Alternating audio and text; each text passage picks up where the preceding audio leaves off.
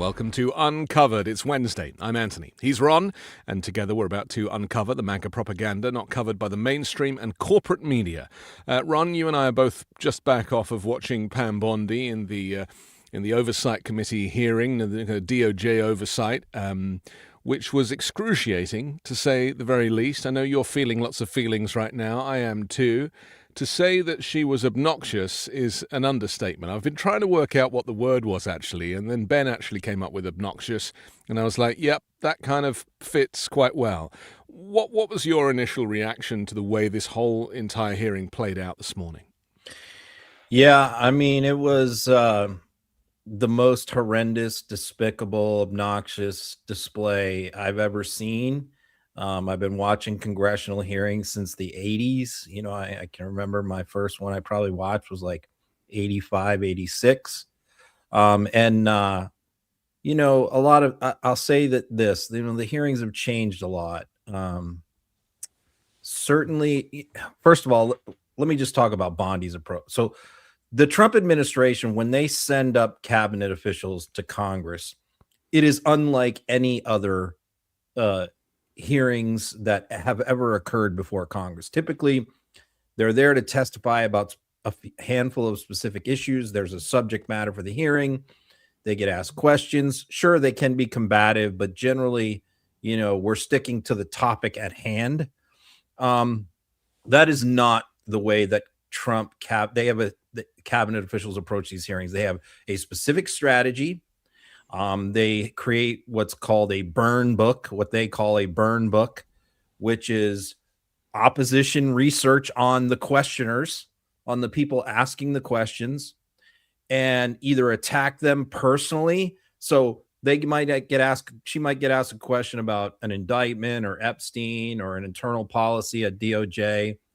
And she immediately just, instead of answering those questions, goes right back at him with, well, you know, you had a campaign finance violation in 2012, or, you know, right, someone in your district, a migrant in your district committed a terrible crime. And she had all of those pre-prepared, didn't she? Yeah, they're all pre-prepared. Right. So they have, like, in fact, Moskowitz kind of mocked it at one point. He just said, you know, you haven't attacked me yet. You know, what do you got there? Can you go ahead and read what you got, your opposition research on me, and go ahead and read in record. I don't care. And she's like, no, I'm not going to do that. So, you know, he kind of made a mockery of it. Yeah. But that's what they do. They're not interested in, like, testifying about facts or having Congress learn anything about what they're doing. They're just there to yell and scream, combat, and get out of there and attack Democrats. And the other strategy we have seen is this. So you have many Democrats in the committee who, I'll just say this, I think they're not comfortable cross-examining witnesses. They're not comfortable having a combative, hostile witness in front of them.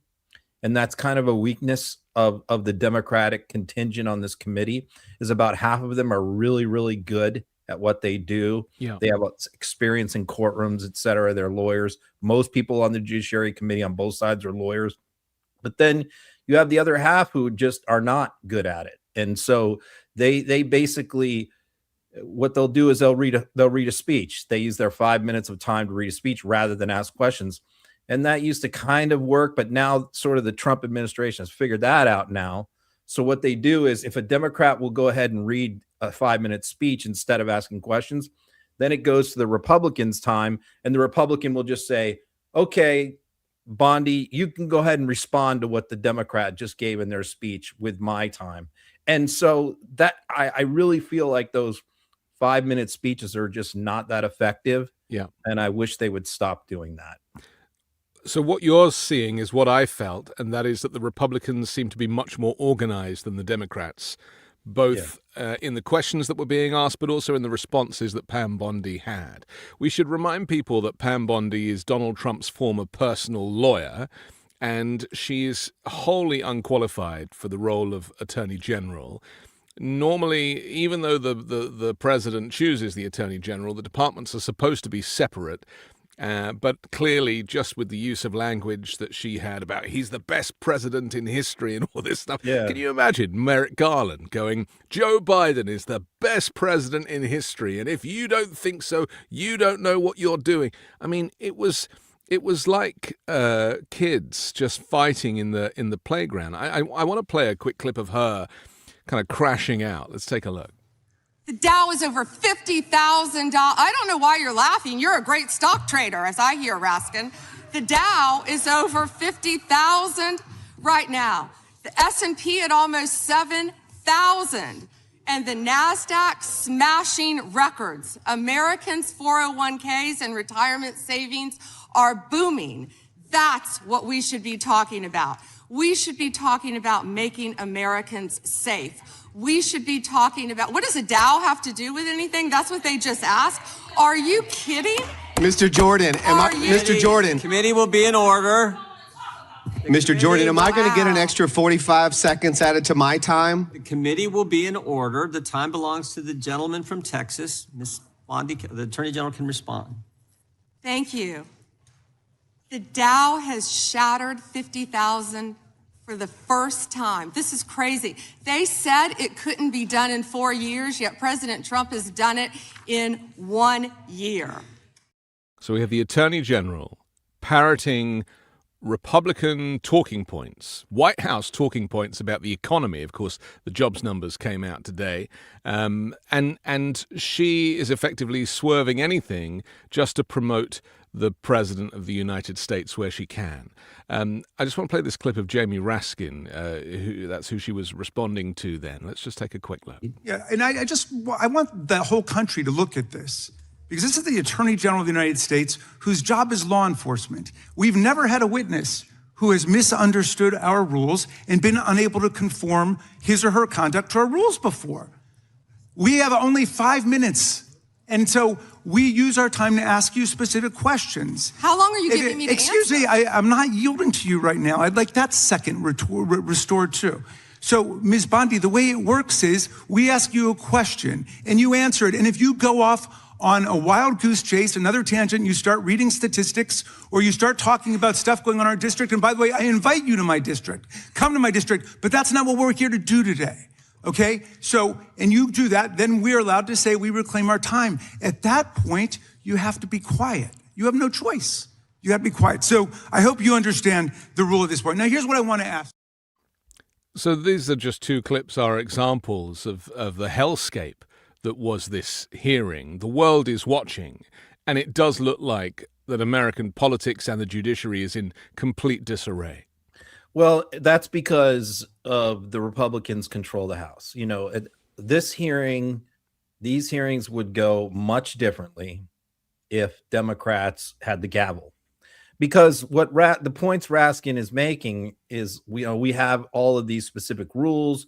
You have to answer specific questions. If you don't, the chair is supposed to step in and say you have to answer his question and then add the time back on. But of course, who is the chairman? Jim Jordan is running this committee. Who will be the chairman when Democrats take the majority? Jamie Raskin. So you see right there the juxtaposition. Obviously, what Raskin is frustrated because they have strict rules, but Jordan won't enforce them. So Jordan simply allows her. She knows this. She knows that she can completely ignore all the rules of the committee, all the rules of decorum, and do whatever she wants and say whatever she wants. She also talked about gas prices, all kinds of things. Raskin talked about she would specifically go after them about things that happened in their district, whether it's unemployment or crime or whatever it is.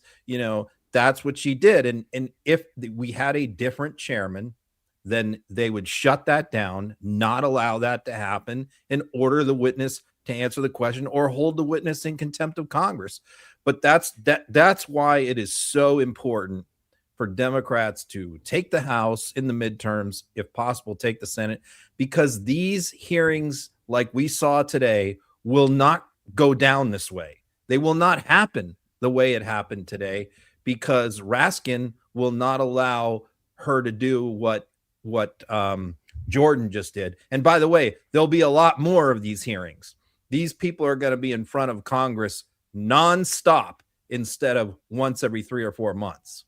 One of the main reasons for her being there was to answer questions about the release of the Epstein Files.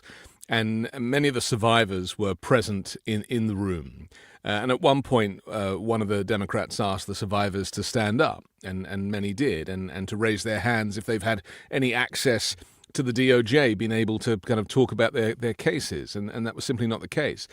The issue is that the way in which the DOJ has handled the release of the Epstein Files has been appalling and amateurish. And the way that they, it was as if they were like, well, you wanted the Epstein Files released, but they've released them without any care for protecting the names of survivors. And they've also not gone after any of these perpetrators. We're now hearing about half a dozen names of men who were associated with Epstein and, in some cases, Donald Trump too. So this is clearly a cover-up. How do you feel she handled the questions about the Epstein Files? Well, I'll say this. I think that Democrats spent, I know people are going to probably not like this answer. Not like this, what I'm about to say. But I actually think Democrats spent too much time on Epstein in this hearing. It wasn't supposed to be just about Epstein at all. It was supposed to be about everything going on at DOJ. And Epstein is very important. And Epstein should be the number one subject and should have taken up the majority of time. I agree with that. But there was a lot of other stuff. There are a lot of other abuses that DOJ is doing right now.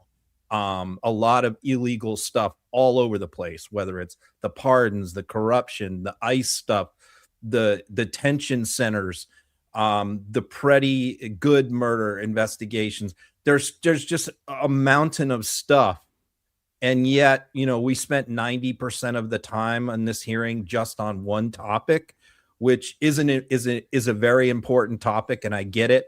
But there are other things that should have been asked about too. And I was a little frustrated going into the hearing thinking we were going to spend time on 5 or 6 different issues, but that didn't happen largely because we spent so much time on one issue. How she handled it is poor, obviously. I think that I forget who it was, but one of the representatives pointed out the timeline of how she initially said, the case is closed back in March and she wasn't going to release anything. And then in July, she said she wasn't going to investigate anybody else. I thought that was very effective. I think one thing that I would suggest for Democrats is the line that she repeats over and over again, which is you hear quite often from Republicans is, well, why didn't you guys do any of this stuff? Why didn't you have the files released when Biden was president? Why didn't Merrick Garland do it? And I know one representative said Merrick Garland dropped the ball on this, but really the simple explanation to all of that stuff is this: Maxwell's case was still pending. Her trial happened later on in the Biden administration, and then her appeals were pending. So DOJ could not comment on this, could not release files, could not make anything public at all because Maxwell's case was pending during the Biden administration. And I didn't hear, as much as I heard Bondi repeat that over and over again, you guys didn't do anything about this when Biden was president. I don't recall one Democrat pointing out that simple fact that legally DOJ couldn't comment because her case was pending. What you're describing is the thing that came up for me a lot was that there were these opportunities to use facts based upon understanding the case history and to present them, putting her in a kind of checkmate position. And that Democrats did drop the ball on this many times. And unfortunately, it did play into the narrative that Republicans were setting that this is all spectacle. Jasmine Crockett didn't even ask any questions of Pam Bondi because she was like, well, you're clearly refusing to answer them, so I'll just tell you what's going on. Yeah. Look, here's what I think. I just recall the judiciary committees of the 80s, the 90s, the 2000s, and typically what the parties try and do, both parties, is put trial lawyers on there. You know, you typically have 50% of the congressional delegation in the House are lawyers. So you're talking about there's 200, at least 200 to 225 lawyers in Congress at any given time, split up typically equally divided equally between the parties. You don't necessarily want to have people with law degrees who never practice law. And that's sort of what's happening here is more and more I see Democrats used to have litigators on the Judiciary Committee. Joe Biden was a litigator. You know, he was a tough litigator back in the day. I mean, they would have trial lawyers on the Judiciary Committee who understand how to cross-examine witnesses and how to, you know, run a tight ship when it comes to questioning. And we've gotten away from that. And we don't have as many people with litigation experience. So what I'm saying is if there aren't enough available, the committee staff must hire litigators. And I don't see that. You know, I'm talking about people who have been in courtrooms, not just lawyers. Because look, you could be a lawyer and have never been in a courtroom. In fact, I would say 90% of lawyers have never done a jury trial in the United States. So you can't just have lawyers on the staff or people with law degrees. Get some litigators, get some public defenders and bring them in. You don't need to pay them a lot of money and give these members a little bit of a seminar, you know, right, on how to question witnesses. Because me as a 29-year trial lawyer, watching some of them is very frustrating. And, you know, we could have predicted how Pam Bondi was going to play this, couldn't we? Yeah. I mean, she's sat in on other oversight hearings previously and done exactly the same. Yep. Little bit, you know, I don't want us to beat up on the Democrats here unnecessarily because some of them were excellent. They were. But I don't feel that they were as joined up as Republicans were, who close ranks. They have their talking points, as we heard with Bondi trying to talk up the economy on behalf of Donald Trump. It was a very frustrating watch. You know, it went on and on and on. That your point you're making is a point that we had in our Midas chat as we were watching the hearing and we had Pablo, our reporter, was in the hearing room. Yeah. We were all communicating throughout the hearing. And that was actually an observation we all made, that in the past, Democrats have worked together and coordinated their questioning. Like, you're going to ask this, then I'm going to ask this, then especially House Oversight when Biden was president. They all worked together extremely well in handing things off to each other. And the Republicans kind of did that today. Democrats did not do that. They were sort of all doing their own thing. And I think that that's less effective. But you're right. I mean, I don't want it to be a beat up session either, because I was more frustrated by like the first hour and a half of the hearing when I was just ready to like turn it off and walk away. Yeah. But then the second half of the hearing I thought was really, really good. And I thought the Democrats did a much better job, you know, closing the hearing out. Let's just take a look at one more clip.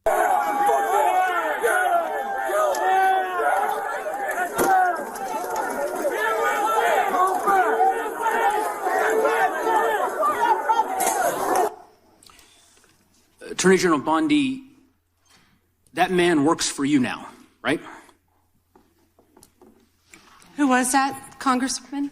The man in that video, the one who was in the police-worn body cam footage, the one allegedly yelling, "Kill him," at police officers on January 6th, his name is Jared Wise. He does work for us. He works for you at the Department of Justice. He does.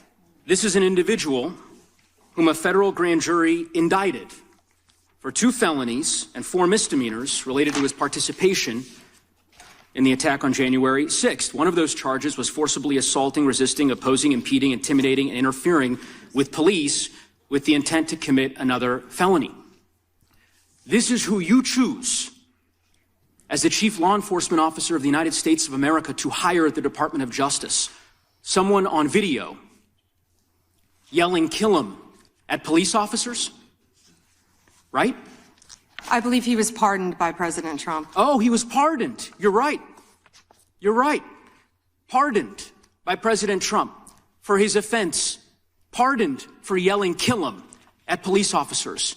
And yet you expect hardworking police officers across the country to believe that you take law enforcement seriously. You could imagine the reaction of so many folks across the country hearing the chief law enforcement officer of the United States refuse to even condemn what that individual whom you've now hired did. But in any event, watching her pretend not to notice him, shuffling the papers and doing anything she can to not make eye contact with that Democratic congressman was painful and also obvious. Yeah, I mean, and Neguse is a lawyer. You know, he's a experienced lawyer, excellent cross-examiner.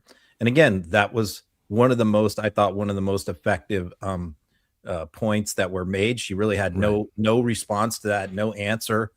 Her only answer was, well, Trump pardoned him, so I can hire him. Okay. That makes it even worse, as Neguse pointed out. Oh, Trump pardoned him. That makes it even worse then. So I thought that was an excellent point. Again, not about Epstein. You know, we veered off for a few minutes into a different topic and we start scoring some serious points there. So yeah, I mean, he's obviously one of the best people that we have on the committee. We are not going to veer off from Epstein, though, because there have been a few revelations. And you know what I found most interesting covering international news is because everyone now around the world has got hold of this kind of second lot of documents, these 3 million documents, not quite 6 million, but enough. And with these kind of weird redactions and then redactions redacted. And it means that journalists around the world now are doing their own analysis of these documents and are finding things that, you know, not just the DOJ didn't find, but even journalists in the US didn't find. And in the UK, Channel 4 News have just found video evidence from Epstein's office where he had a hidden camera in a clock on the side table, and they've been showing clips and things from that. Stuff that we just haven't yet heard about here in the US. And it is interesting the level of due diligence that's being done by individuals who have actually got way more time, it seems, than the DOJ ever did, and way more intention to get to the bottom of this than the Department of Justice did. People have been saying kind of rhetorically, oh, it's going to bring down the British monarchy. I don't think that's entirely true. I'll just clear that up for people. Maybe the government, but not the monarchy. Well, it could. I mean, obviously, we know that the former Prince Andrew now has basically been ostracized. And, you know, the king has said that he should certainly, you know, get involved in the investigation. So there's that. But yes, the Prime Minister of England, of Great Britain, of the United Kingdom, it could possibly go down over this. And that just shows the difference between the level of shame and accountability that still exists in Europe versus what's happening in the US. You know, Donald Trump's name appears in the Epstein Files more than anybody else's name, and yet it's water off a duck's back. Whereas in the UK, Keir Starmer's name does not appear in the Epstein Files. His chief of staff tried to take responsibility for hiring or recommending hiring Peter Mandelson, who is in the Epstein Files. So Mandelson's now gone. He's the former ambassador to the US. The assistant now, the chief of staff, has now gone. He's kind of quit, but there is still a big cloud hanging over Keir Starmer. And isn't it crazy that a British Prime Minister could potentially lose his job because of something that he has nothing to do with, just because he didn't take the responsibility when he should have done?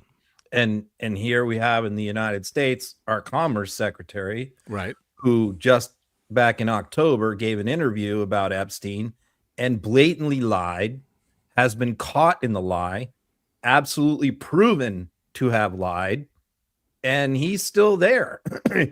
he hasn't faced any consequences either, along with all of the other people in the Trump administration that are in the files. I'll say this. To me, the key thing right now is the fact that members of Congress are able to go in and view the unredacted stuff. Yeah. That really is the key, and that's going to take some time. And the reason it's going to take some time is because staff are not allowed to do this. They only have made 4 portals available for members of Congress. So they have to set up time. It's obviously very time consuming for them to go through the files personally. Yeah. Only 4 can do it at a time. But what they're able to see everything. And so what we're finding out from the people who have done that. This is Ro Khanna and Thomas Massie. Republicans too. Yeah. Yep. Roe and Massie were a couple of the first people to go in there and look at it.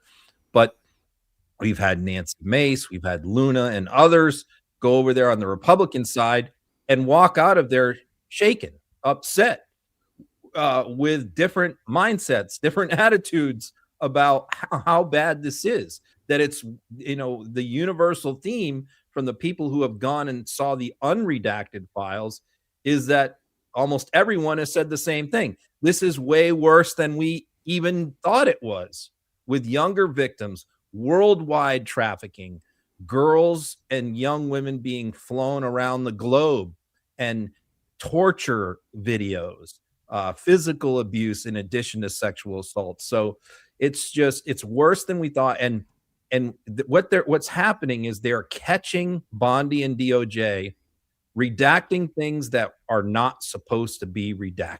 And that's the next big fight. Yes. Is they go through and they find all of these things and they say to DOJ, you're violating the law. This should not have been redacted. So in some of these things, DOJ may agree and release and unredact those things. And in other cases, we may end up in court over these redactions, because I think what Khanna and Massie both pointed out is why did this happen? A lot of these redactions were made way back in the spring when the FBI put 1,000 agents on this and went through and redacted Trump's name and all the players' names. And so when they made these documents public, they kept those old redactions in place when that is not the law. The law, they use different standards than the statute that was just passed. Well, they also used more resources to strip Trump's name out of the files than they have looking for any co-conspirators or protecting the survivors. Let's take a look at Republican Senator Loomis and her response to seeing the files. I've not been one of the members who has glommed onto this as an issue. I've sort of intentionally deferred to others to find out about it. But 9-year-old victims, that's... All over the world, Moscow was just saying, too, it was sort of like a real global network that they're now getting to see on these 4 terminals they have houseside. Wow.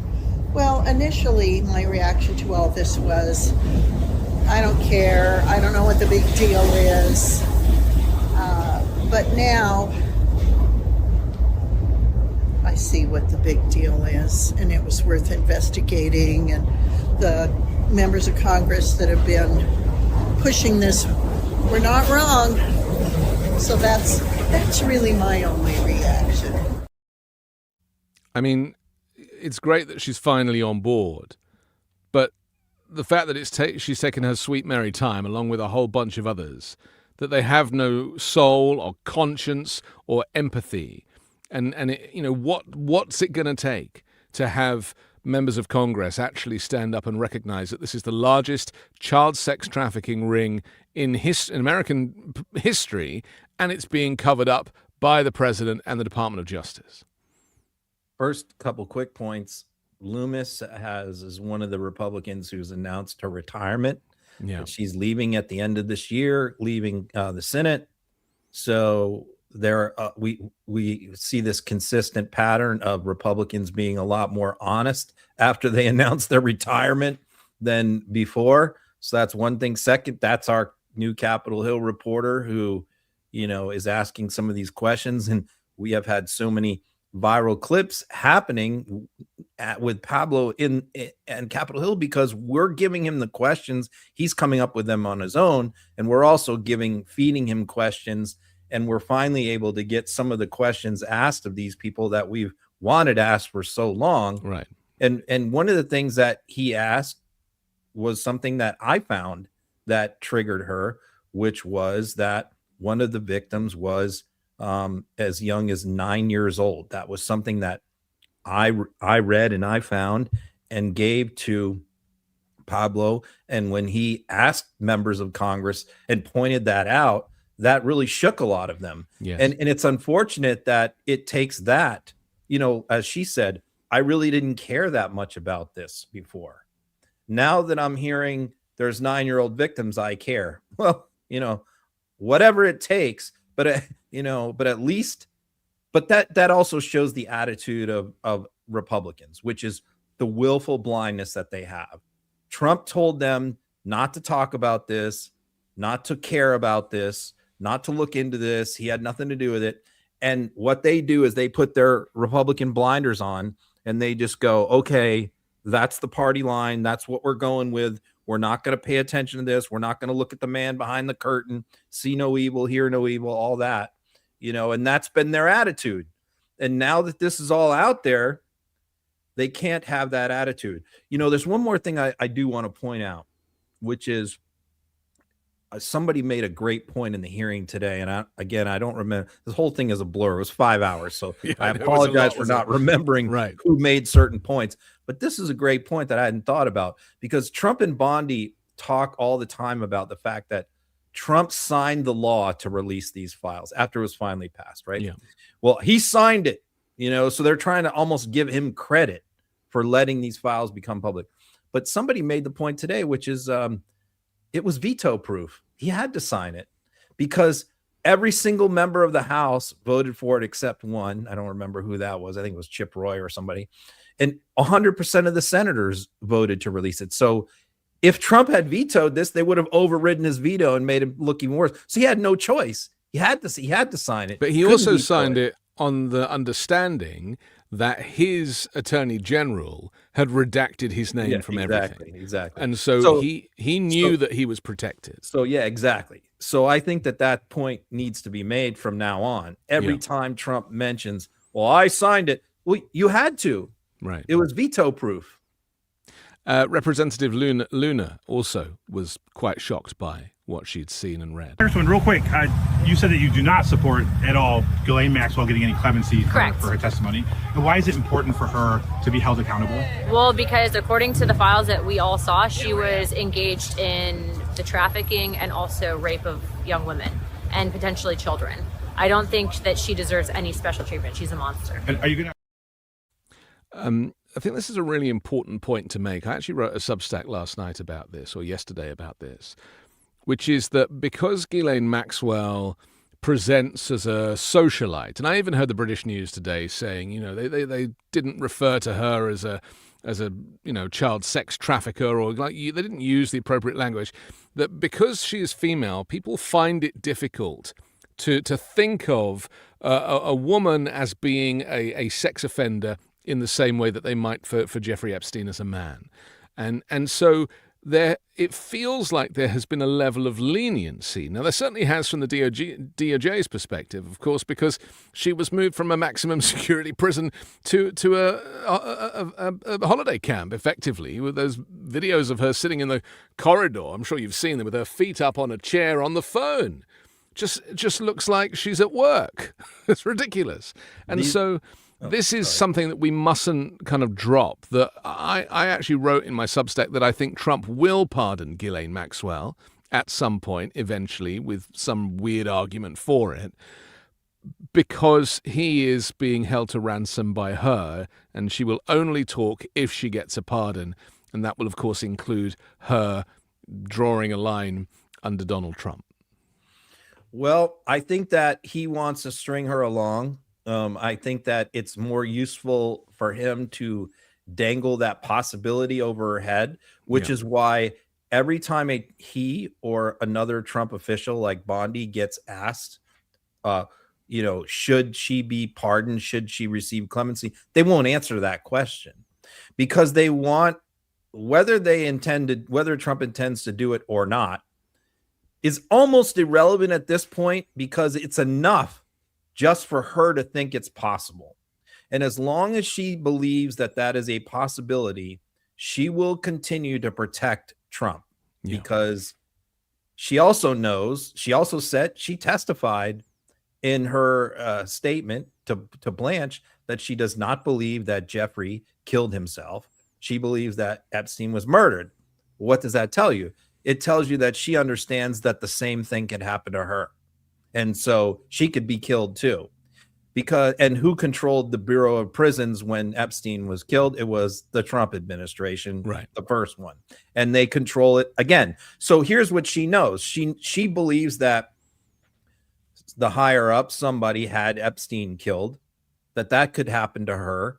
And she has the possibility of getting a pardon or clemency. So she has every reason in the world to cooperate.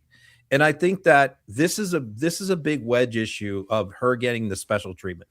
Democrats just can't let this go. They have to continue to hammer it over and over again, because as you see with Luna, who's one of the most rabid, hardcore Trump supporters in Congress, when you bring up the special treatment that Maxwell has gotten, that's when they lose even people like Luna. Right. There's almost no Republicans who will defend that. And so that's something that they have to continue to hammer. It is so weird that happened. It happened after Todd Blanche sat and had a, they spoke. She didn't take advantage of her Fifth Amendment right there, did she? She spoke quite freely. But when she was interviewed by Congress a couple of days ago, she pled the Fifth with every single question that was asked. They even asked the question, do you intend to plead the Fifth on every single question? She was like, yes, I do. So this is what we're dealing with now. It is so weird. You quite rightly say that there is information now coming out about the fact that that Epstein could have been killed rather than committed suicide.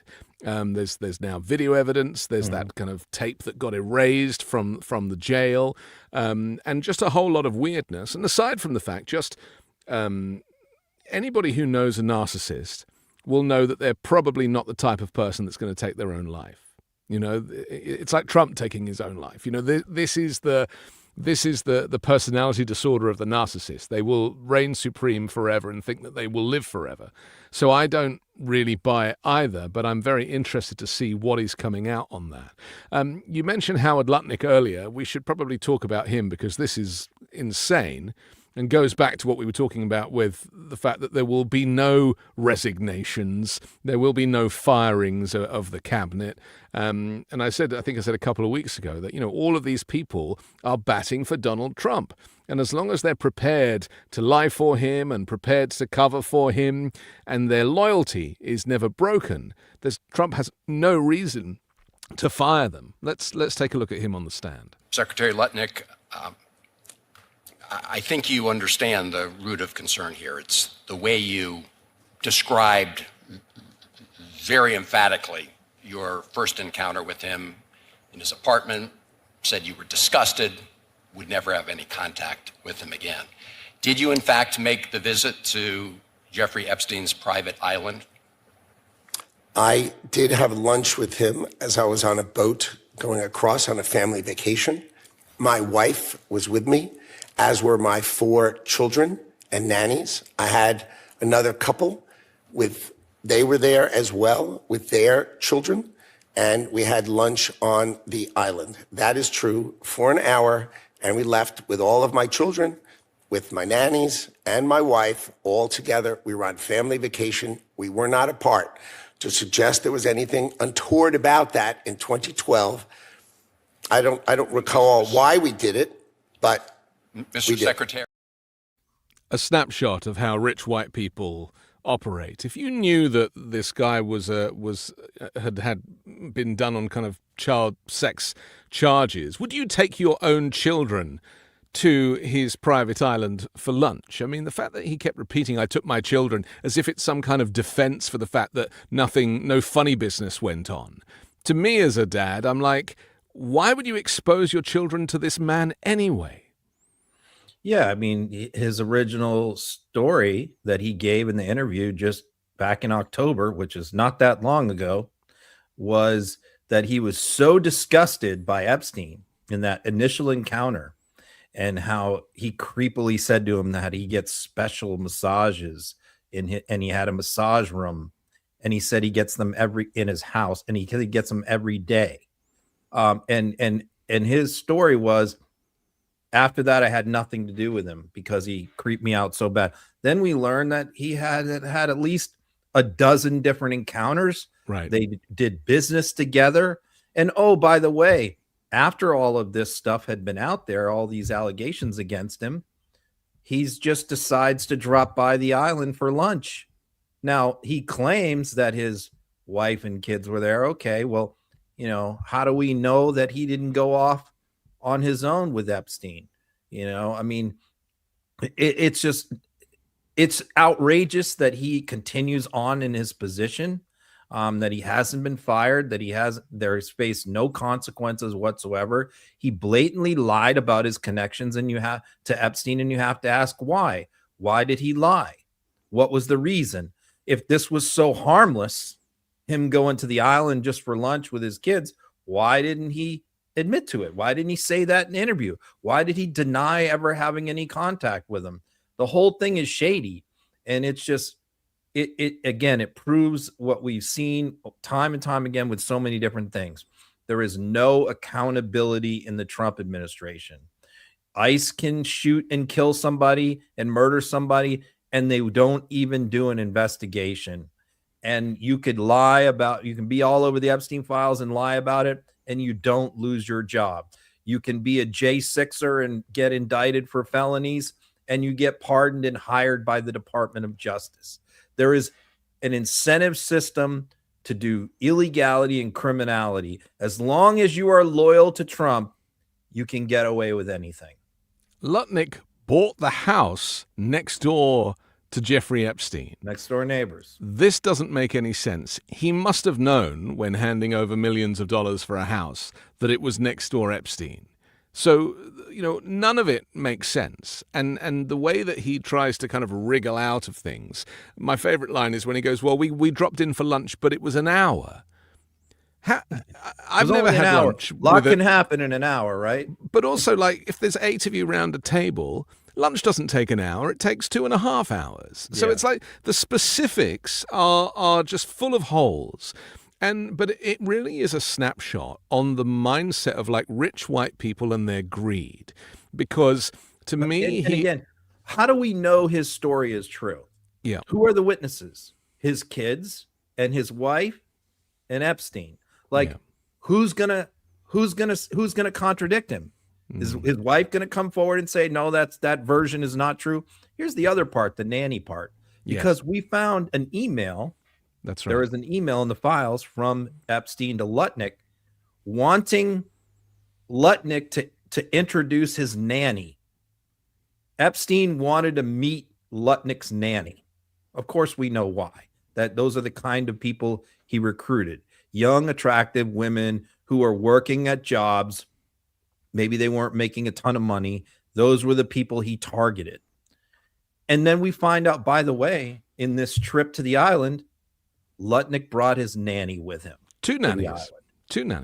Yep. So, he was asked this question: was the nanny that you brought to the island the same one that Lutnick said he wanted to meet? Because maybe that was the point. Yeah. Maybe the point wasn't to drop by the island for lunch. Maybe the point was Epstein was asking to meet the nanny, and maybe the point was to bring the nanny to the Epstein Island. And that's not something that Lutnick is going to admit to, but that is what happened. And that opens a whole new can of worms, because then that implicates Lutnick as a trafficker, effectively. Yep. I mean, every day it gets worse and worse and worse. But I often think about why. Let's just go back to this kind of greed thing, because I often think this about Trump: like, how much money does anybody need, right? At what point do billionaires be like, I need more billions? And obviously, a bigger house. You've got a boat. You've got everything you could possibly want, and yet you're prepared to associate with a sex trafficker. And, anybody in Epstein's orbit knew that he was bad news, including Donald Trump. And so but the money seems to come first. It's almost like the potential for doing deals and business deals. I mean, we've been hearing, because of the Epstein Files, that Epstein was actually kind of manipulating governments and taking meetings with leaders and associated people of foreign governments. And there's a Russia connection that we're finding out about now. I mean, there is so much here. And is it any wonder that he's now dead? It's just a remarkable storyline. If you wrote this as a movie script, they'd tell you it was too far-fetched. I did not believe the initial theories, years ago about the fact that, a foreign government controlled Epstein, like Israel or Russia or something like that this was being orchestrated by a foreign government and that he was an agent of a foreign government. I never really believed those stories, just because I thought, as far as the Israel stuff, there was some anti-Semitism going on there. And the Russia thing, everybody always tries to connect Russia to everything. But I think that the more we learn about Russia's connected to everything. The more we learn about this, the more we say it's hard to believe that this was just a lone wolf guy orchestrating all of this stuff without some sort of backing or help from a foreign government. And then the foreign government, you think of the people that were targeted, people in both political parties, very influential, powerful people, wealthy people. These are exactly the kind of people that these foreign governments would want to get compromising information on. And Epstein was a perfect person to get it for them. I think I must have grown up very naive in England, because I never really knew that people could be this evil and this greedy and this vile. And I don't know how it was in your childhood, whether you were it was explained to you that there are some terrible, terrible people. But I just never really realized until I started to kind of, get into the depths of American politics that this awful mindset, and it's interesting that so many of them are aligned with Republican politics and what used to be called conservative politics. This mindset of we need more, we're going to ignore the law, we operate in our own lane, and we'll pay people off and we'll sue people and we'll just live the way that we want to live and no one's going to tell us otherwise.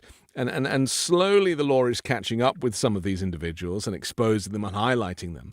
But there are millions of these people. And it's obviously not exclusive to the US, but Ron, there's a whole bunch of them in this country.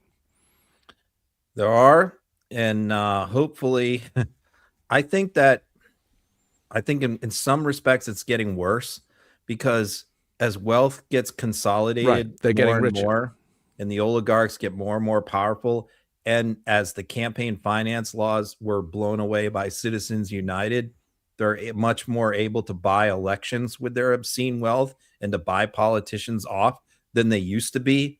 So I think that this problem is only going to get worse.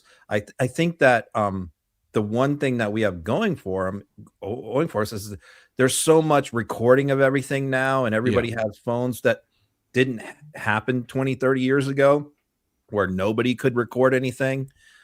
In fact, that's the only reason really why there's so little amount of footage of Trump with Epstein, is because when they hung out back then, there weren't people that had camera phones videoing all the time. That didn't exist. And I say, as someone who grew up in the 80s, I'm very happy that there wasn't a lot of the people recording. Not that I was doing anything illegal necessarily, but I mean, you do dumb stuff when you're a teenager. And, I see all these teenagers having stuff on the internet, and it haunts them the rest of their life. Right. So I think that's the one good thing, is like these guys are going to be, it's easier to catch a lot of them because so much of stuff is being recorded and documented with the internet. But the question is, are the law enforcement and prosecutors, what are they going to do with all that information? Are they actually going to use it and go after these people? Well, certainly not this regime. I mean, I don't believe anyone is going to be prosecuted by this administration for Epstein. This is the most lawless, be prosecuted, the most criminal. And it's like everyone is criminal at every level. I mean, even down to like RFK in health, it's like in every department, it is being run in the most rotten way. And it's as if the criminals have been given the keys to the prison and are running riot. And it is, to watch it play out day by day, I sometimes I have been very depressed about this, recently. My emotions are kind of up and down, but in the last couple of days especially, I've been like, man, where do we check out? This is. That's why it was so hard for me when I did my 25 worst people in the Trump administration. It was so hard for me to do that list. Yeah. Because you go right down, and I was thinking today, oh, this is the worst performance I've ever seen in front of Congress. But then you go down the line, it's like Kash Patel, Hegseth. It's like Noam. They're all equally bad. It's almost too much, though. Stephen Miller. Yes. It's almost too much. We have to take a quick break, a minute and a half of respite, and we'll come back. I want to look at Trump attacking Canada again and a whole lot more here on Uncovered. We give up comfort all the time, but style doesn't need to be another reason. That's why I've been living in Mack Weldon's Ace collection. It's inspired by their best-selling sweatpants, but everything feels way more elevated. I've got the Ace sweatpants and a half zip, and they're insanely comfortable, soft, stretchy, breathable, but they actually look put together. I'll wear them traveling, running errands, even casual meetings, and I never feel underdressed. The fit is relaxed but clean, the materials feel premium, and honestly, there is a confidence boost knowing that I look good without trying. It's classic, effortless, not flashy, it just works. With the Ace line, ease and self-assurance have never been more comfortable. Upgrade your collection for the new year at MackWeldon.com and get 20% off your first order of $125 or more with code UNCOVERED. That's MackWeldon.com. Code UNCOVERED. Channel the fresh start energy of the new year and finally launch your business with Shopify. 2026 is the year you rewrite your story, your own future, and make your entrepreneurial dreams come true. Start your business with Shopify in 2026 and become who you're meant to be. 2026 is the year you launch your business, the year you transform into an entrepreneur, founder, boss. One powerful move puts your future firmly in your hands. Starting a business with Shopify. Maybe you've got an idea you can't shake, a craft everyone tells you to sell, a store you've already designed in your head. With Shopify, 2026 is when you finally make it happen. Shopify gives you everything you need to sell online and in person. Millions of entrepreneurs have already made this leap, from household names to first-time business owners just getting started. Shopify gives you all the tools to easily build your dream store. Choose from hundreds of beautiful templates that you can customize to match your brand. Setup is fast with Shopify's built-in AI tools that write product descriptions and headlines and help you edit product photos. Marketing is built in. Create email and social campaigns that reach customers wherever they scroll. As you grow, Shopify grows with you. Handle more orders, expand to new markets, and do it all from the same dashboard. In 2026, stop waiting and start selling with Shopify. Sign up for your $1 per month trial and start selling today at shopify.com/uncovered. Go to shopify.com/uncovered. That's shopify.com/uncovered. Hear your first this new year with Shopify by your side. And don't forget to check out the sponsors down in the description below. First, we're going to talk about Canada, but I obviously want to, on behalf of us and Midas Touch, want to send our condolences to anybody affected by the tragic shooting in Canada that took place yesterday. A very kind of horrific story playing out there. And Mark Carney cancelled his trip to the security conference in Munich, didn't he? Because of this. Trump, though, is not letting Canada kind of take even an inch, is he? There's this controversy over this bridge, which Trump didn't know that Canada had paid for and thought the US had paid for.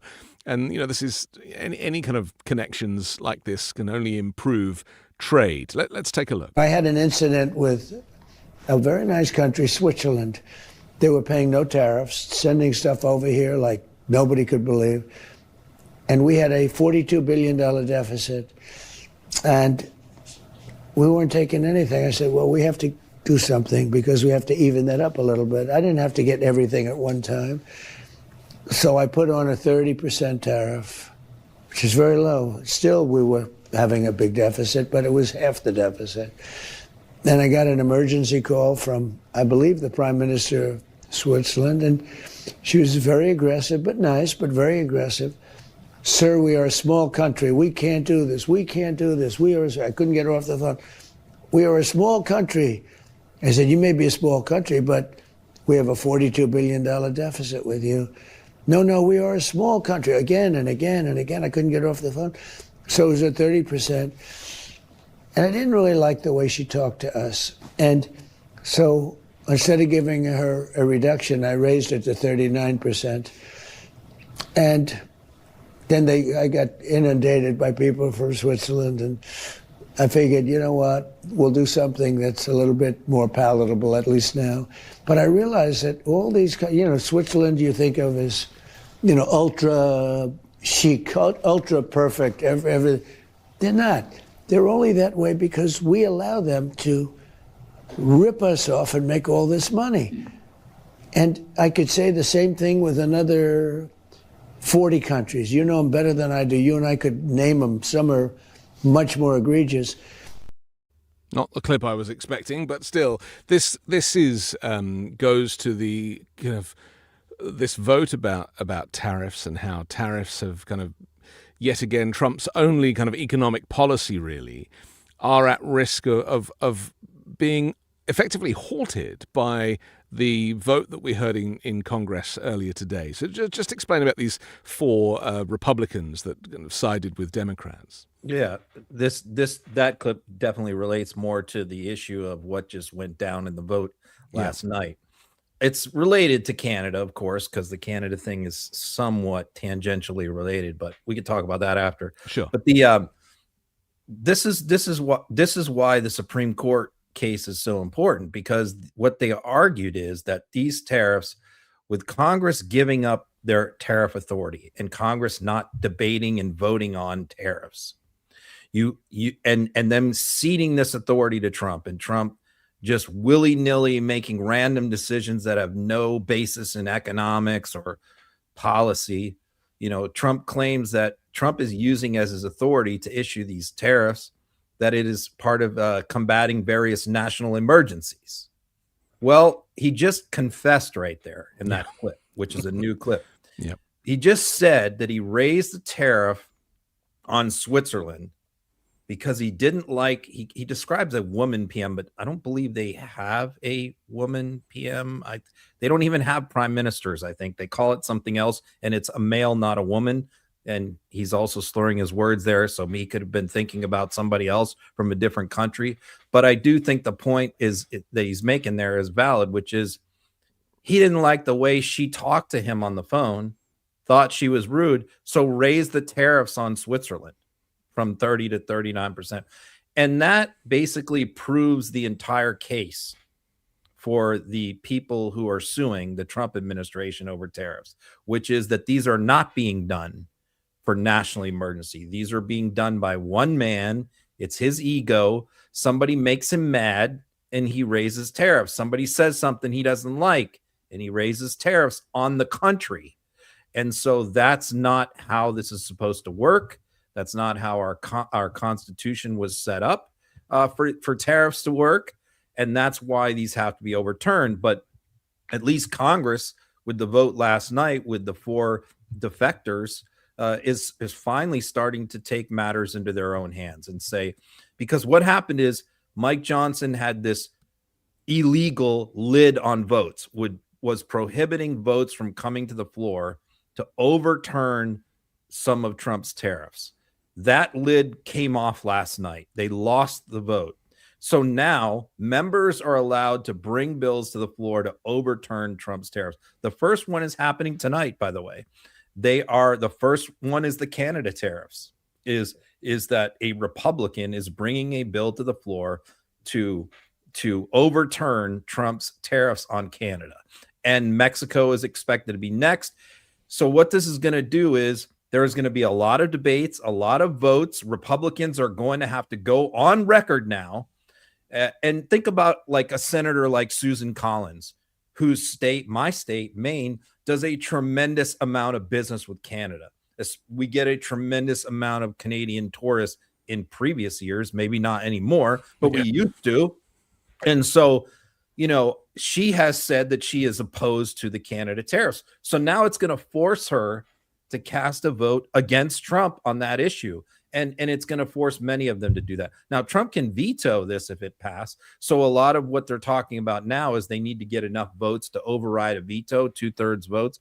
But the point is that at least now it forces members of Congress to take a stand on tariffs, and which they haven't had to do because they gave up all that authority to Trump. So it's going to be very, very interesting to see how the vote plays out tonight on the Canada tariffs, as well as several of the other ones that are going to be coming up. And Mike Johnson cannot stop these anymore. He used to be able to keep them off the floor. Now he cannot. Let's take a look. Because the House rejected a bid to block legislative challenges to President Trump's tariffs, a move that could allow Democrats to try to overturn U.S. tariffs on Canada.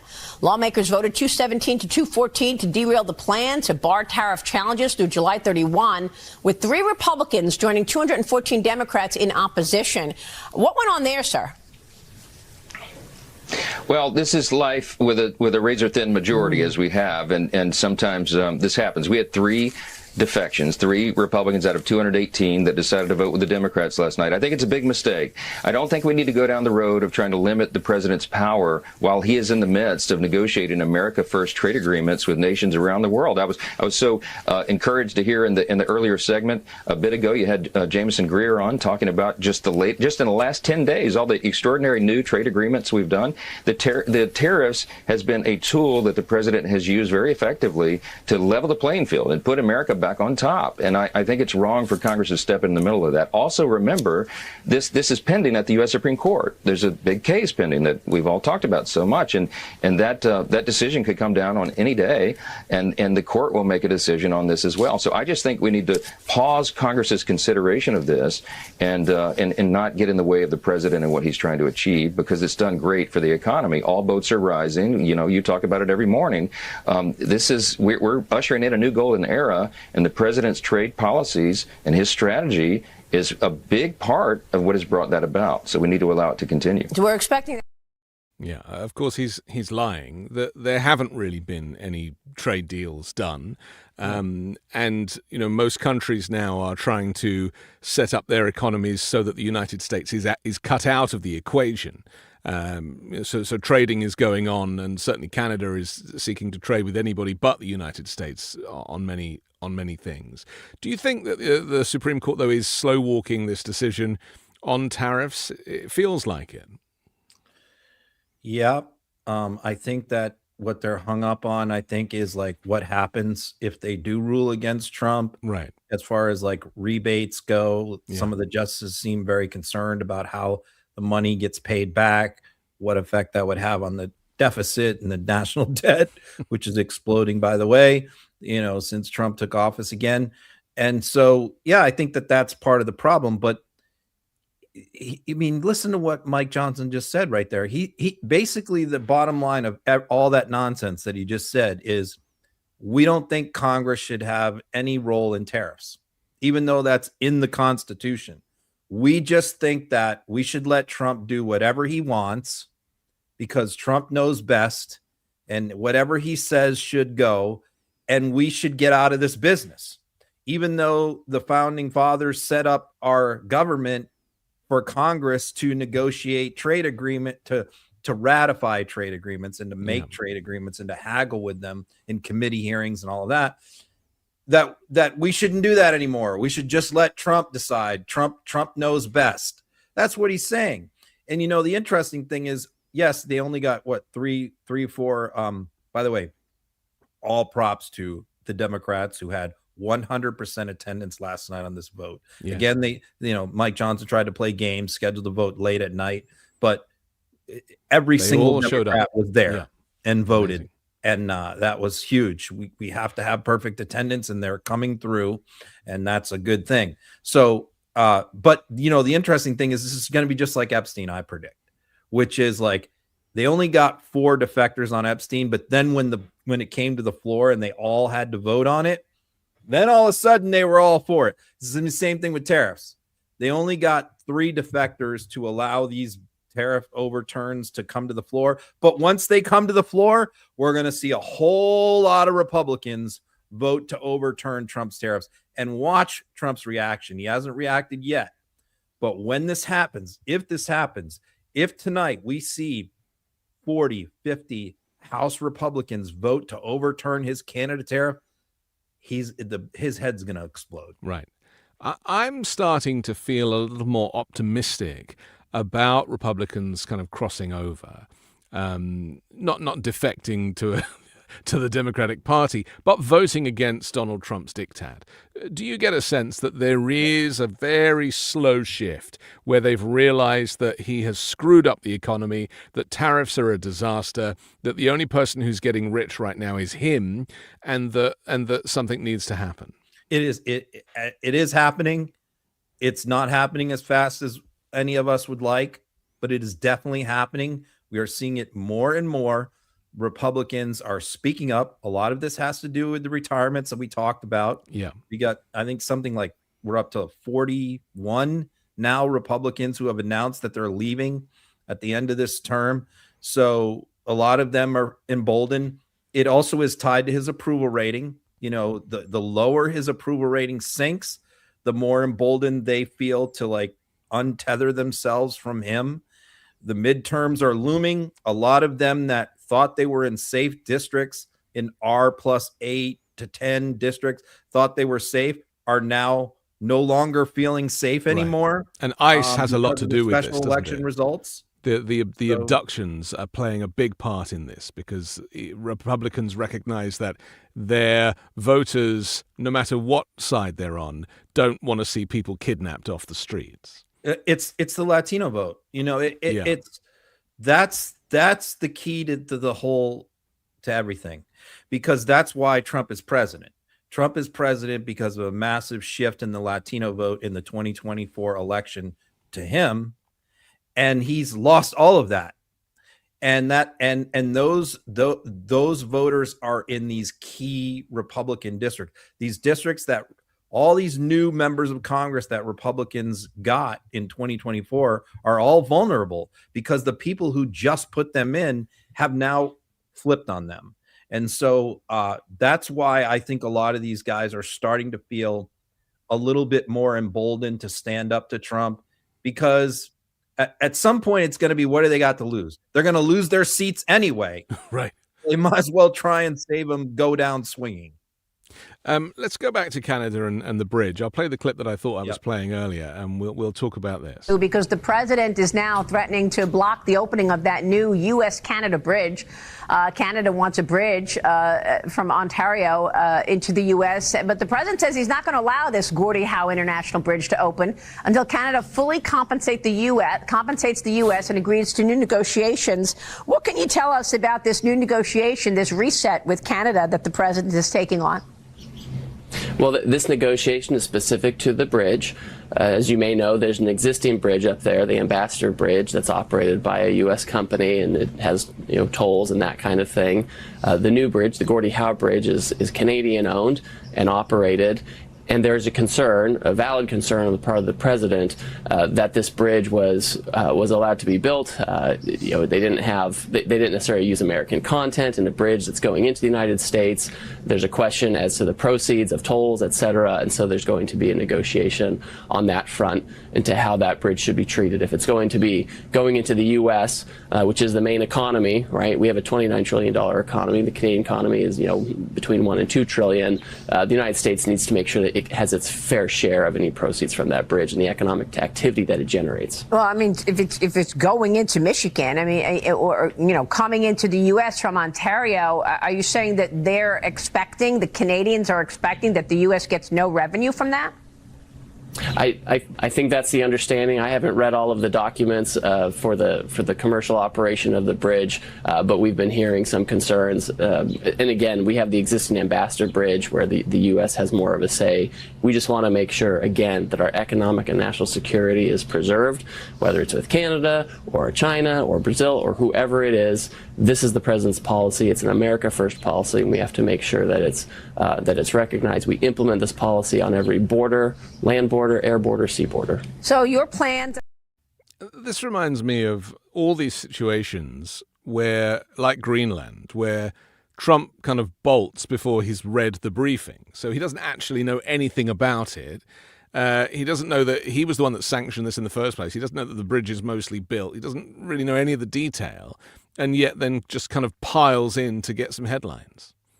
Yeah, I mean, here's what actually happened that the Fox audience, people listening to that show, will never hear or will never know because Maria is not going to tell them, and neither is Jameson Greer. Yeah. Which is this. This deal was negotiated during the Obama administration. Canada proposed a partnership, an equal partnership, because look, this one family, this billionaire family, owns that bridge, the one bridge in this area. They have a monopoly. They own the only bridge in that area from Michigan to Canada. And that family charges tolls. And what Canada wanted to do is partner up with the U.S. and say, we don't think it's right that our people and your people have to pay this family. A private company owns a monopoly of this bridge. We as the two governments need to build a bridge so citizens can use a better bridge, another bridge, and don't have to go through this guy.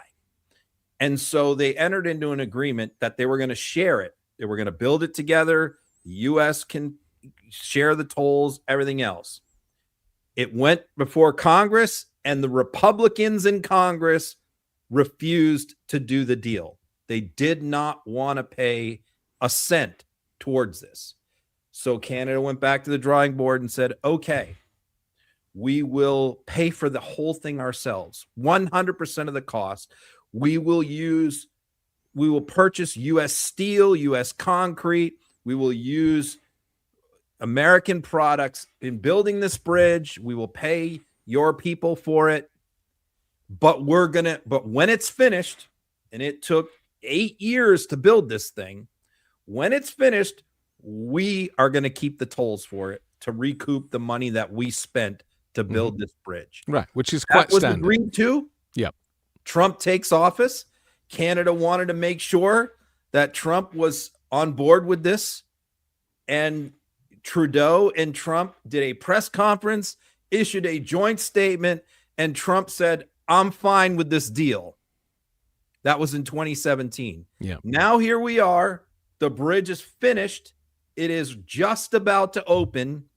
And this billionaire who owns the other bridge met with Howard Lutnick. I told you, every time there's something dirty, and Lutnick. It's always Lutnick. He was probably going under the bridge in his boat on his way for lunch. Flew to D.C., met with Lutnick, and said, "Oh, I don't want to lose my business. This is our family business. We're going to lose it to the Canadians." And literally the next day, Trump issues this tweet saying, "Hey, about this bridge thing. Yeah. I'm not gonna allow this bridge to open." You know, so here we are. First, he's not going to stop the bridge is going to open. Canadians need to just tell him to pound sand and take a walk. Yes. Because you know why? Because it's the people in Michigan. It's the auto industry in Michigan that wants this bridge open. So there is no way that Donald Trump is going to do this, to prevent this bridge from opening, because he will lose Michigan. He will get wiped out in the Midwest, where the people in Michigan want this bridge. The companies, the corporations, the businesses in Michigan want this bridge open. So Canada just needs to call their bluff. And I'm sorry that this billionaire is not going to have a monopoly anymore, but it's not just about the government's not supposed to just help billionaires keep monopolies. I know that's an idealistic thing to say these days, but that's the truth. But that is what's happening, and that's what will continue to happen as long as Trump is the president and he is surrounded by these kind of corrupt business people. And this, it goes Isn't back. it sad, though, by the way, that no one who watches Fox knows any of what I just said? I know.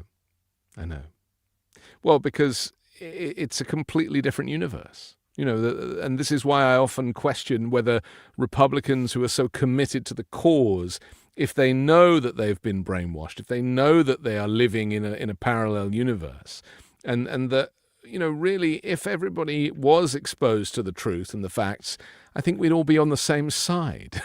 It's just a lot more of us would be. Right. It is just so polarized. They just don't know. No, there's so many they just Republicans don't know. who, you could take them to dinner and they just have no idea about any of that. And that's why when you get people one-on-one, if you meet someone at a wedding or a party and you chat and you talk to them and you listen and they're like, really? I had no idea.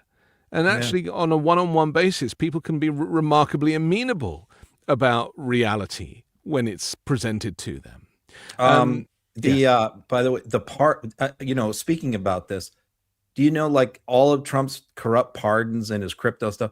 Yeah. None of that ever is played. Fox viewers don't know anything about the Trump pardons. No. Because they never, ever talk about it on Fox. Yeah. He's basically being paid for pardons. That's where it's at now. Yeah. It's a business. But if you watch Fox for your news, you would have no idea about all the pardons. You would have no clue.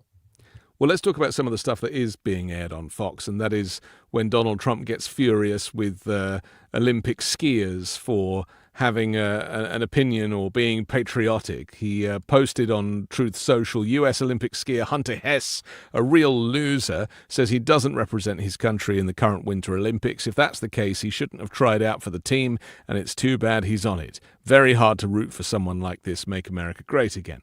Now, this is very interesting because several of the U.S. Olympic team now have spoken up about the fact that it's very difficult for them to truly represent the United States considering what is going on here. And a lot of them are referring to immigration raids and kidnappings and just the rampant corruption amongst other things. Let's take a look at a couple of clips of some of these athletes speaking up. It brings up mixed emotions to represent the U.S. right now, I think. It's a little hard. There's obviously a lot going on that I'm not the biggest fan of, and I think a lot of people aren't. If it aligns with my moral values, I feel like I'm representing it. Just because I'm wearing the flag doesn't mean I represent everything that's going on in the U.S. So yeah, I just kind of want to do it for my friends and my family and the people that support me getting here. Wow. I mean, it's kind of brilliant, isn't it? And beautiful. It doesn't exactly match up with what Trump said he said. That's Trump true. said he said, I don't want to represent the United States.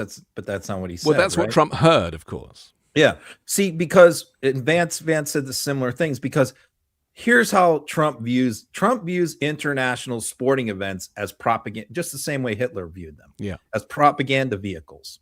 He does not think about, it's not for him a celebration of the athletes. It's not a celebration of sport, athletic achievement, dedication, will.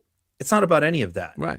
It's about nationalism. And this, to me, this really, like, as a former competitive runner myself, and a huge fan of the movie Chariots of Fire, by the way, I have always hated nationalism associated with the Olympic Games because I understand, as someone who used to be a competitive athlete, it's not about that for the athletes. I mean, yes, they're proud to represent their country. Yes, they're proud to represent their flag, but really, I mean, it's an individual thing. It's something they worked their entire life since they were 4 or 5 years old, special diets, coaches, everything else to achieve that and to make the team.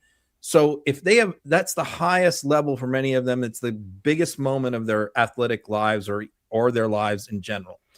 And so the idea that you should have to subordinate that to nationalism, it's always why I hate the medal count stuff. Right. I just hate it. I never look at it. I never talk about it because it's not about countries. It's about the athletes themselves. And so community. I celebrate the athletes. Yeah. It's not about the United States. I mean, it's different if it's like the hockey game in 1980 against the Soviet Union, because so much political stuff revolved around that at that particular time. But I don't watch this. I don't watch the Olympics as far as like, you know, I'm only going to root for Americans. That's not my mentality. No. And so I just think that has corrupted the Olympic Games, all this nationalism. But Trump believes that these athletes should be propaganda spokesmen for his regime, that they should go over there and talk about how great America is. Well, he'll probably prosecute them for being insubordinate. Let's take a look at. He says he wants them all stripped of, and wants them all to be kicked off the team and flown home. What a lovely guy.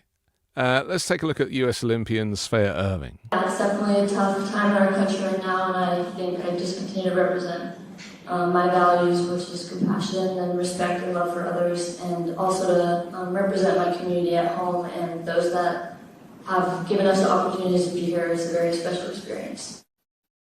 Yeah, I mean, Trump doesn't know compassion. You know, all of those things she spoke of are just not in his wheelhouse, as you say. The nationalistic approach to it, it's so offensive, and it's also like the Nazification of the Olympics. I mean, I don't know if I told you this, but you know, the Olympics is coming to Los Angeles in 2028, is it? I think supposedly, or 2027. But obviously, there's a lot of prep for it. But I don't know that it's actually going to happen. You know, the more I think about the way the country is going, and the more I think about the segregation and the racism, and you know, how are foreign athletes going to get accreditation? How are they even going to get in? I just don't know. And also, aside from the number of people that don't want to visit the U.S. anymore, Trump is going to try to turn the FIFA World Cup and the Olympics into a celebration of Trump. Yes. That's why when he sees these athletes over there, they're not saying anything about him. They're not singling him out by name. They're just saying, I'm not really happy with what's going down in my country right now. Yeah. Everything that's happening. Trump sees that as sort of a shot across the bow for what he has planned for the World Cup and the Olympics in the United States. It's all to come. He wants to do it the same way Hitler did it, to showcase his regime. And he's thinking, if I'm going to have my own athletes of the U.S. Olympic team criticizing me, then that's not going to go off the way I want this to go off. So he's trying to sort of intimidate these athletes now, setting that up for the future, the same way he has done with law firms, media companies, members of Congress, everybody else. It's all about the intimidation now is to set up compliance later. J.D. Vance is singing off a similar hymn sheet. Let's take a look. Yes, you're going to have some Olympic athletes who pop off about politics. I feel like that happens every Olympics. My advice to them would be to try to bring the country together. And when you're representing the country, you're representing Democrats and Republicans. You're there to play a sport, and you're there to represent your country and hopefully win a medal. You're not there to pop off about politics. So when Olympic athletes enter the political arena, they should expect some pushback. But most Olympic athletes, whatever their politics, are doing a great job, are certainly enjoy the support of the entire country. And I think recognize that the way to bring the country together is not to show up in a foreign country and attack the President of the United States, but it's to play your sport and represent the country well. Sir, how would... Yeah, whatever. Let's not even waste our time talking about him. I want to get on to Eric Swalwell, though, and this ICE hearing, and talking about the DHS and the continuing resolution, of course, because there is a effective government shutdown currently when it comes to DHS. Let's take a quick look. 5 minutes. A couple nights ago, I met with a woman who works as a cashier at a grocery store, and I told her I was coming to see you, Mr. Lyons, and she said, will you ask him, and she didn't want to give her name. She was terrified to give her name. But she said, when I get off my shift around midnight and I walk through the parking lot to my car, she said, if somebody rolls up in an unidentified van and gets out wearing all black and their face is covered and they don't have any identification and they ask me to get into the van, how do I know who they are? How does she know, Mr. Lyons? How does she know if they're an ICE agent or bad guys? Sir, ICE agents have identifiable placards on their uniforms as well as their badge as representative, but you won't see ICE agents rolling through the parking lots and just snatching someone up. ICE does intelligence-driven, targeted enforcement operations. Well, Mr. Homan and others have said that they target individuals based on the color of their skin and the accents that they speak, and that's why people are running through the fields and factories where they work. Director Lyons. This is what those Olympic athletes are referring to, is that this authoritarian kind of grab of people, which I refer to as ethnic cleansing. I can't think of another phrase to describe it now that we know what it is, and that the Supreme Court have kind of sanctioned this racial profiling. I mean, it couldn't be worse. Is it any wonder that the Olympic athletes want to distance themselves from what's actually going on in this country right now? Obviously, we've all seen hundreds of videos that prove that ICE Director Lyons is lying. Yeah. That this happens every day all over America. He's just full of BS. But I will say there is a very important vote tomorrow in the Senate on the CR for DHS. And, I was watching. A lot of Democratic members of Congress follow me on social media. I was watching the usual suspects, who I will say are on the Appropriations Committee, talking about making a deal with John Thune that would have given away all of our leverage. And it was, again, another attempt to, I think, by them, fool the base of the Democratic Party that they were doing something when they were giving away their leverage. And I just simply wasn't having it. And I have been blasting away at the people who have Democrats, the small handful, who are trying to, I think, fool the base. And the base is not going to be fooled anymore as long as Midas Touch exists, because we are going to be truth tellers.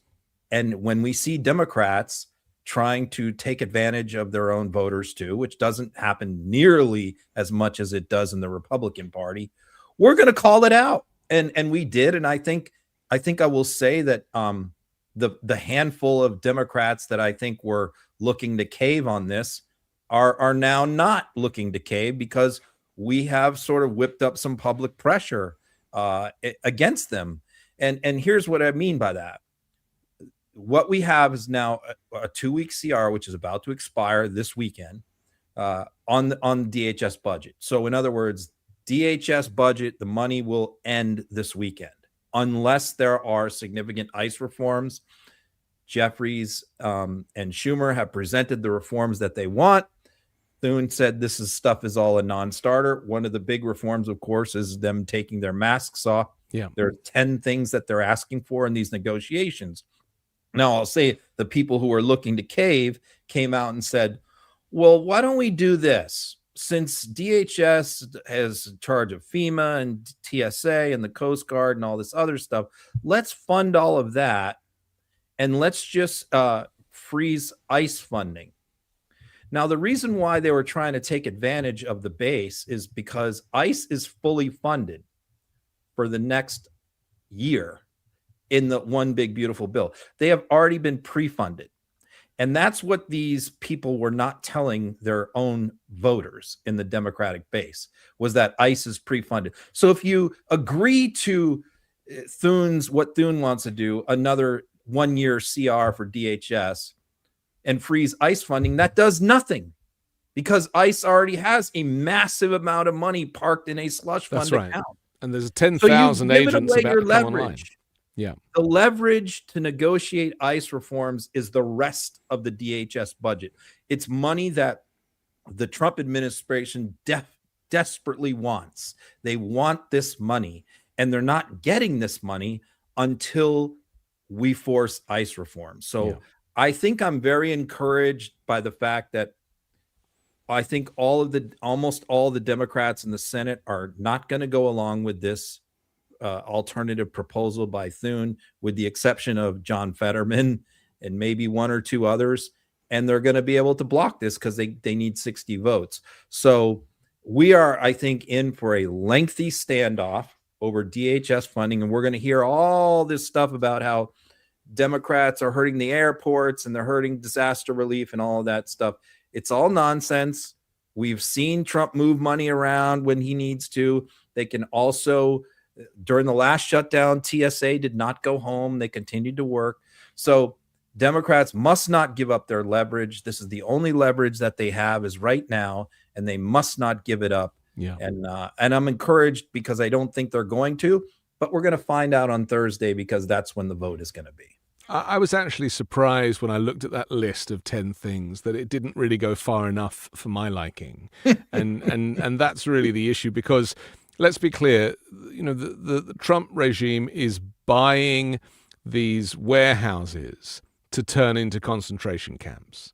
Yeah. And they are going to house tens of thousands, if not millions of people. That's probably the worst thing that they're doing right now. Right. And so I wanted You're things right. like... That's not in the 10. It's not in the 10. And so what I wanted to see was the Democrats preempting where it's going, because, we always draw these comparisons with Hitler and how, the Holocaust happened like 8 years later. And, we're in that pre-period now.